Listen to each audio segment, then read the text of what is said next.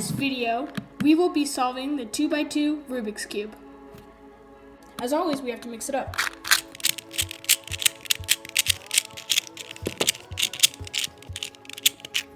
Okay, now that we have it mixed up, we are going to solve it.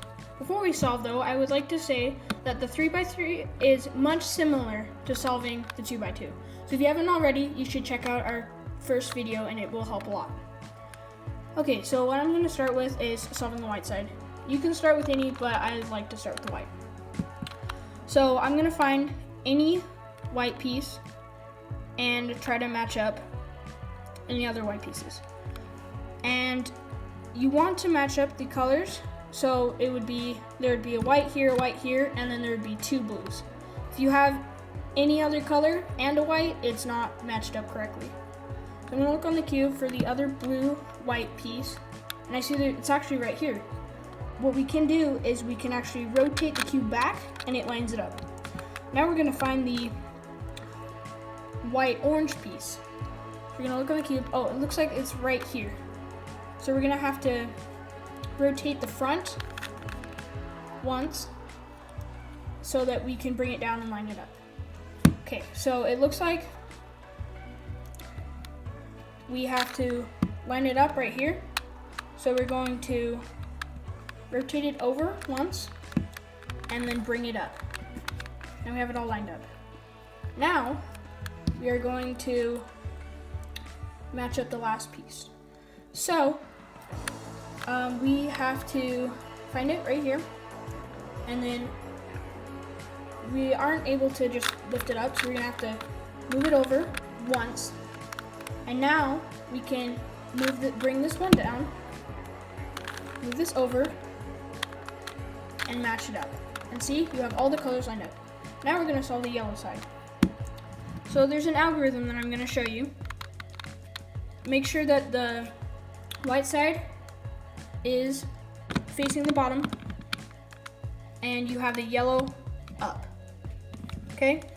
Now I'm going to show you the algorithm. So the algorithm is right, up, right inverted, up, right, up, right inverted.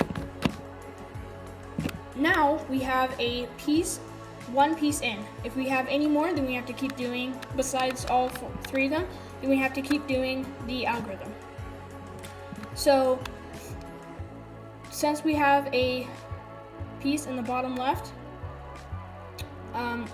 and a piece right here, almost diagonal from it, we have to do the algorithm one more time. The yellow side will be solved. So right, up, right inverted, up, right, up, right. Now we have the yellow side solved. Okay, now that we have the yellow side solved, we have to solve the last layer. So what we're going to do is we're going to look for a completely solved side. And it looks like I don't have any, so I'm going to have to do this algorithm that I showed you twice.